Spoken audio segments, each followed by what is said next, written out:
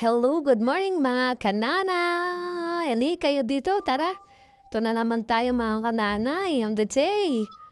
Ayan, lilinis ham tayo, liligpit tayo matapos maghigaan ng ating mga sama sa bahay. Yan, mga kananay, ligpit lang dito, ligpit dyan.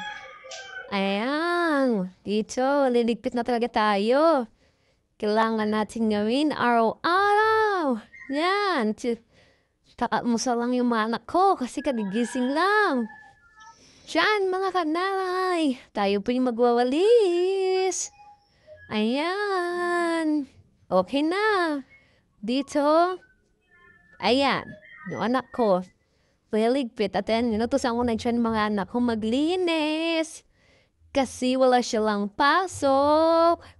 Hindi sila nakapasok talaga dahil late na daw nagising dahil alas 6 ang pasok ng mga yan pang hapon. Ay pang umaga, sorry, mga kananay, pang umaga pala, yung sa palang panghapon, ito pupuntahan ko na, yan.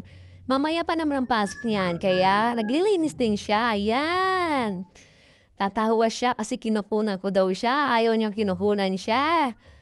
Ayan, mga kamana. Ayan, di ba? Gilinis siya. Notusan ko yung mga yan dahil at yan ng mga anak, ay yung anak ko naman isa, bunso. Ayan. Masama sa vlog ko. Ayan, naglilinis, di ba? Kita niyo naman. Dapat lang talaga yan kasi para sa kanila din yan, matuto sila. Tinuruan ko sila maglinis. Wala namang masamang turuan mo yung anak mo, di ba? Mga kananay.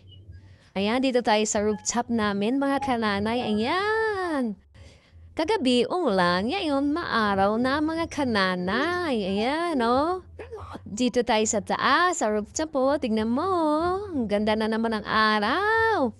Sikat ng araw, ayan. Diba? Sa rooftop tayo. Ayan yung anak ko. Diba? Makamot-kamot na, mga kananay.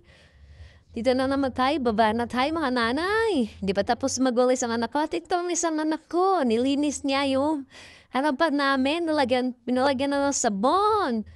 Ang harap namin para maging malinis. Salamat sa panonood.